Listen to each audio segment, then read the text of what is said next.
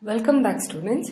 In this section, I'll be talking about the different steps involved in replication. We saw what were required till now. Now let us see how exactly replication is going to take place. So replication, as I said, involves 3 steps: initiation, elongation and termination. Replication between prokaryotes and eukaryotes are not so different. I'll be talking about the different differences as we are at each section. What is the difference in the prokaryotes or in the eukaryotes? Now let us look at the first step, initiation. First thing, what has to happen when DNA replication has to take place? First, anybody has to come to know where to start the replication. So where to start? This whole DNA is there, so much of DNA is there. Where to start? So this is recognized by what are known as, there are certain sites known as the consensus sequences, also called as origin. Those are known as the origin site. Now for this to be happening, the DNA double helix has to unwind, has to open. Only then the origin can be recognized, and plus at the same time it has to open also. So the DNA double helix has to open. Where it has to open? It has to open at the origin, only at the origin. So what recognizes this origin? Suppose there is one origin out here, there is a consensus sequence. What recognizes? Now there are certain enzymes known as or certain proteins. One of them is DNA A protein. This DNA A protein will recognize this origin. I am just showing you this as a single protein. This protein will look at the whole double-stranded DNA helix and it will come to know, okay, this is the origin. Let me do something to it. So what it will do? It will cause local unwinding at that state. At that site, it will cause local unwinding. And this DNA A protein goes and binds there. It recognizes the ORI site and causes a small amount of opening of the double helix is slightly opened up at this site by the DNA A protein. Once this is done, this is not enough. This just recognizes this is not enough. So what will happen? Now further comes one more protein known as helicase. This is DNA A protein. Now we have one more protein coming up, and that is helicase.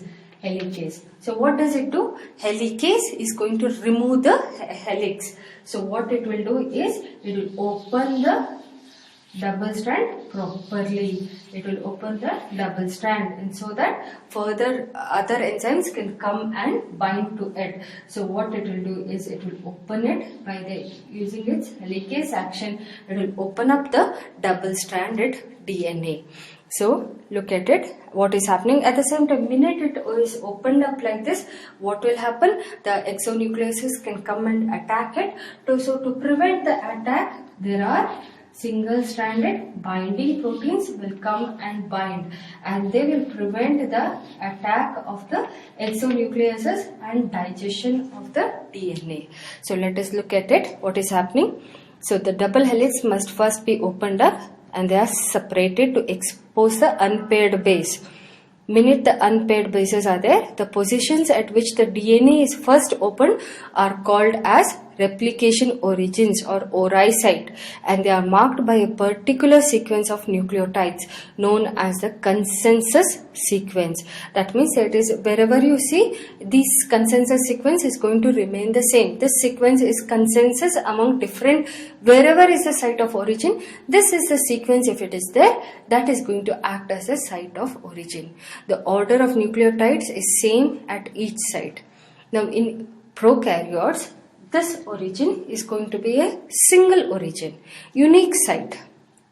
This origin is also rich in 80 base pairs. Why 80? Because 2 bonds easy to remove, easy to unwind, easy for the DNA A protein to break the hydrogen bonds. So it is rich in 80 base pairs. In eukaryotes, there will be multiple sites of origin. The DNA sequence is known as autonomously replicating sequence, also called as ARS. So this ARS sequences are distributed throughout the eukaryotic chromosome, and wherever this is there this protein can go and bind and cause local unwinding. Now what happens? Now binding DNA replication is initiated by the binding of DNA A proteins. As I said, DNA A proteins go and bind at the site of the origin. There is slight strand separation, and now helicase will go and bind to that site. Helicase will go and come. There is enough space for helicase to go and bind. Helicase will cause more and more strand separation. So this strand separation requires breaking of the hydrogen bonds between them, between the base pairs. So this requires energy. So helicase causes unwinding using energy. Then at the same time, there are single strand binding proteins that bind to the separated DNA strands to keep them apart. This protects the DNA from nucleases which cleave single stranded DNA molecules. And minute this is happening, when you are removing here, it will result in the formation of what are called as supercoils ahead of the DNA. When you are removing a coil, it will result in more coiling at the rest of the places. So it will cause more coiling at the rest of the places. To remove these coils, we need something which can remove these supercoils, and this is at the same time. All this is happening simultaneously, you can say, instead of seeing step by step. So to remove the supercoils, what will happen? We have got one enzyme known as, two enzymes actually. One is DNA topomerase 1 and the other is DNA topomerase 2. So topomerases come and act, topomerases 1 and 2. They prevent formation of supercoils. Now what is the difference between 1 and 2? What's the difference? Supercoil formation is prevented by this DNA topomerase. So what's the difference? Now the DNA topomerase can break only one single strand. DNA topomerase breaks both the strands together and removes the coils. So DNA topomerase travels ahead of the helicase. Helicase is still here. DNA topomerase goes ahead in the DNA and it removes the supercoils. Topomerase 1 reversibly cuts one strand. You remove one strand, allow the DNA to remove the supercoils and then reseal it. Or DNA topomerase 2 cuts both the strands and removes the supercoils. So let us go further. What is happening here? So this is all these things are happening together itself. Now during each of this replication, there is formation of what is called as replication fork. Now this is the replication fork. There is one replication fork here, one replication fork here, and this was the origin. This was the origin, and everywhere they are bounded. This is the replication fork. Now let us look at the replication fork. What are happening? What is the things that are happening at the replication fork, and how DNA is going to be synthesized. Till now, no DNA has been synthesized. So let us see with the action of DNA polymerase, how it is going to act. So the Y-shaped junctions in the DNA are called as replication forks. Now at these forks, wherever they are there, these replication machine keeps on moving along the DNA, opening up the two strands of the double helix and using each strand as a template to make a new strand. So what is happening is two replication forks are formed starting from each replication origin. At the origin itself, there will be two replication forks, one for this side, one for that side. Two replication forks start even at the time of the origin itself. Two Y-shaped DNA junctions are formed. Now, as they move away from the origin in both the direction, unzipping of the DNA happens as it goes. Now, the replication machinery is there at the replication fork, it keeps on moving. As it is moving, it removes the DNA double strands at moving this side, or it is moving in that other direction.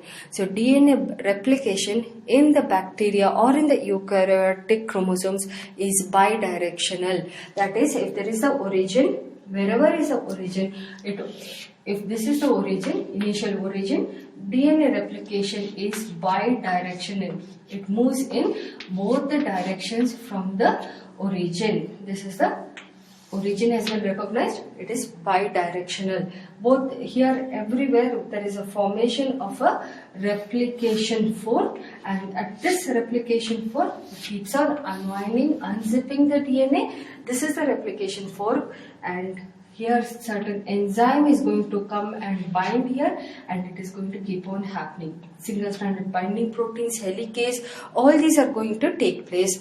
And simultaneously, topoisomerases are also working on the same DNA. So basically, DNA replication is bidirectional. Now let us look at the direction of DNA replication. The enzyme which is supposed to add deoxyribonucleotides reads, that is known as the DNA polymerase, reads the DNA template in the 3', 5' direction, and synthesis always takes place in the 5', 3' direction. It can add new subunits only to the 3' end of the new chain. It cannot add at the 5' end. So let us look at this. This is the DNA template. It is having all the bases. I have just shown a few amount of bases here. So when the bases are there, what will happen? The first DNA ribonucleotide, deoxyribonucleotide, has formed a base pair, and this is there. Maybe it is a RNA primer. Now it is having a free 3-hydroxyl group. DNA polymerase sees to that there is a phosphodiester bond formation. Now which deoxyribonucleotide complementary to this base will come and bind? The next one will come and bind. So it keeps on increasing the chain length of the newly synthesized DNA. So if you look at this is the RNA primer, and look at the direction. This is 5', 3'. So synthesis always takes place from 5' to 3' direction. 5' to 3' direction. So what is happening? Let me just show it to you. It goes in this direction. DNA polymerase is meant to act in this direction, 5' to 3'. And this is the newly synthesized DNA on a RNA primer. So what is happening? By this, what will happen to the other strand? We know that both the strands are anti-parallel to each other in DNA. So in one strand, it can form from 5' to 3'. So you have got the DNA. One is in the 5' to 3' direction. The other is in 3' to 5' direction. And we saw that it is always read in 3' to 5' direction, and the new DNA is synthesized like this. Okay. Now, what is going to happen at the replication fork? How is this possible? How, if the DNA can always synthesize in this direction, what will happen to the opposite strand during the replication?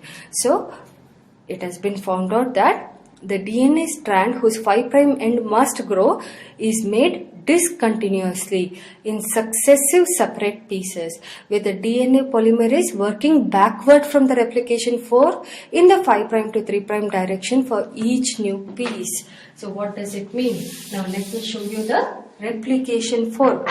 So you have the replication fork. Okay, you have the enzyme. This is a DNA double helix. We have the enzyme here. Okay, this is the enzyme DNA polymerase. So what it can do? Let us look at the direction. Now this is 5', this is 3', and this is 3', and this is 5'. So what it can do? it can synthesize. How can it synthesize?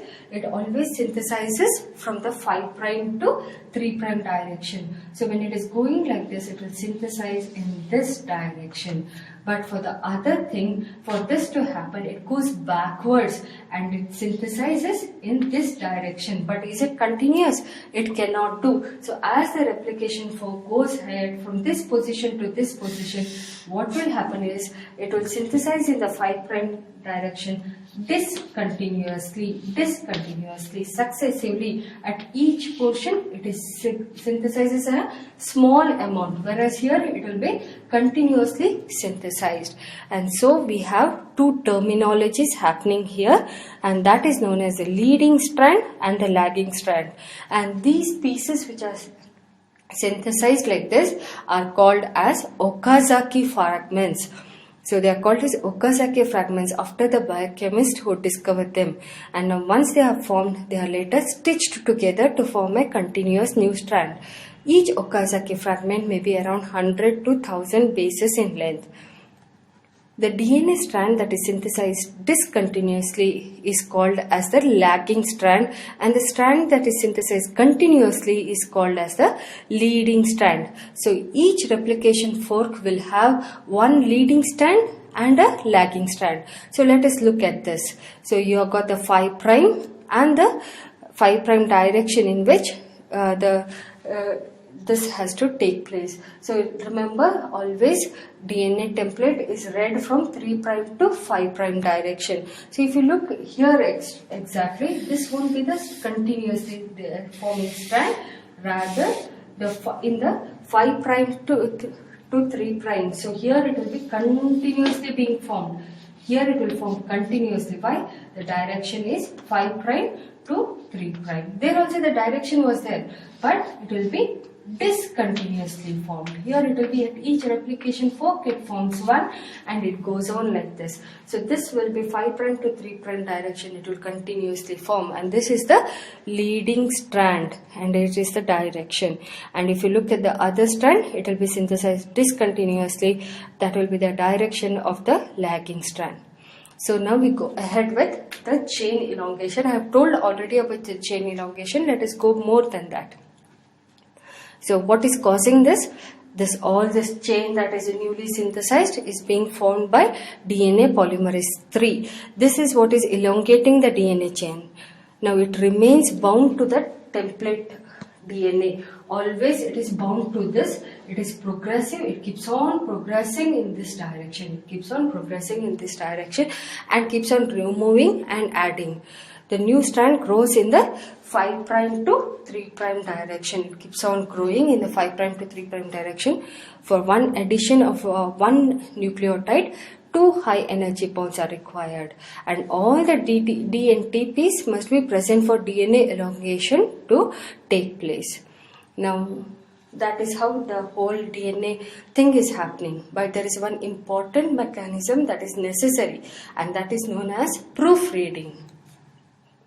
Errors should be minimal, and the DNA polymerase 3 has proofreading activity, which is called as the 3', 5' exonuclease activity. Again, we have got different terms, you may get confused.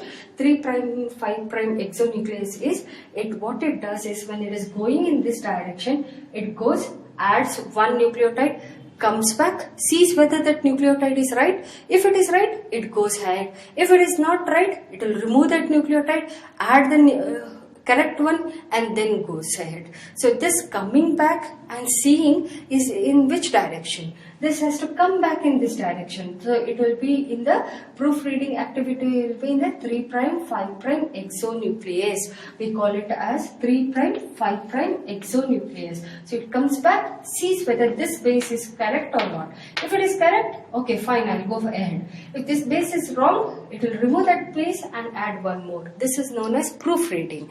And 3', 5' exonuclease. It checks that the added base is complementary to the template. If not, edits it, removes the wrong base, adds the right bases. So now we have got the DNA replication taking place. But what will happen at the lagging strand? The lagging strand, each lagging strand is having one RNA primer and one fragment of DNA. One RNA primer is there, another fragment, Okazaki fragment, another primer. So this DNA polymerase 3 will keep on synthesizing till it reaches a primer. Okay, till it reaches this primer, it will synthesize, add new strand, add a new DNA strand. So what to do for this RNA primer that is there? So there must be a mechanism to remove that RNA primer and add a DNA segment to it. So this is done by DNA polymerase 1. So pol 3 till it reaches the RNA primer is removed by pol 1, and this has 5' to 3' exonuclease activity. Now in which direction is this taking place? 5' to 3'. So in this direction it is going to remove the whatever are there 5', 3' exonuclease activity, remove it as it is synthesized, as it is going, it will remove it.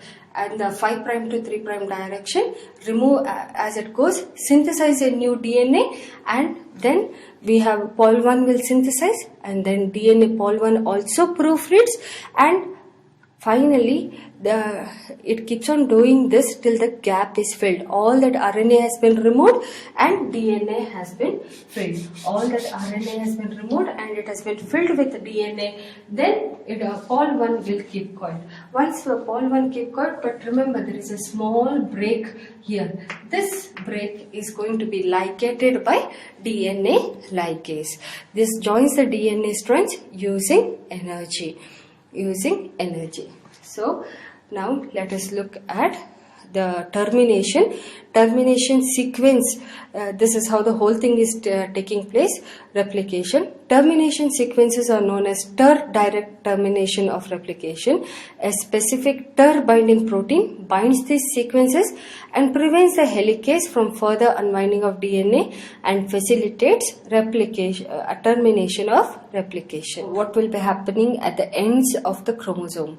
We call these ends of the chromosomes as telomers. Now, during DNA replication in eukaryotes, there is a problem. What is the problem? It is a linear DNA, so the eukaryotic cells have a problem in replicating the ends of the linear DNA. Now the RNA primer that is removed from the extreme 5' end. So at the extreme 5' end, once the RNA primer is removed, it cannot be replaced by DNA. Now you have a RNA here. Now this RNA, when it is removed at this extreme 5' end, if this RNA primer is removed, who can replace it? We don't have any other fragment which is going to come here and add to it. So no DNA. So this can be lost. It will result in the newly synthesized DNA will be slightly smaller than the parent DNA. This problem is there. So what to do? The body does not want this problem. So we have what are called as telomers and an enzyme called as telomerase. Now telomers are a DNA protein complex. Now in human, these contain nearly 1000 tandem repeats of non-coding hexameric sequence, that is AG3 and T2. This is repeated so many times. 1000 tandem repeats are there of AG3 T2. Now what will happen is, at the end, what is happening is the TG strand is longer than its AC complement. So what? There will be a single stranded DNA which is approximately 100 nucleotides long. Now this folds upon itself to form a loop, and this is stabilized by a protein. And in most somatic cells, what happens is telomers shorten with each successive division. The telomers keep on shortening. Okay, but once shortened beyond a critical length, the cell can no longer divide and the cell is considered as senescent. It is said to be senescent. So the length of the telomere will tell about the age of the cell. But there are certain cells where we don't want senescence to take place. We want them to be viable, and they do not senesce at all. And these include the germ cells, the stem cells, and the cancer cells also. Telomerase is always active. So in this we have a system known as telomerase. This enzyme is present in the cells which do not senescence. So they act like what are called as reverse transcriptase. What do you mean by reverse transcriptase? Something which uses RNA to synthesize DNA, then you call it as reverse transcriptase. Transcription, DNA forms RNA. Reverse transcription, RNA forms DNA. So they act like reverse transcriptase. This has an RNA template in itself. Now there is a CA-rich RNA template. This base pairs with the GT-rich 3' end of the telomeric DNA. So once this is done, the reverse transcriptase uses the RNA template and synthesizes a DNA. So you have the end.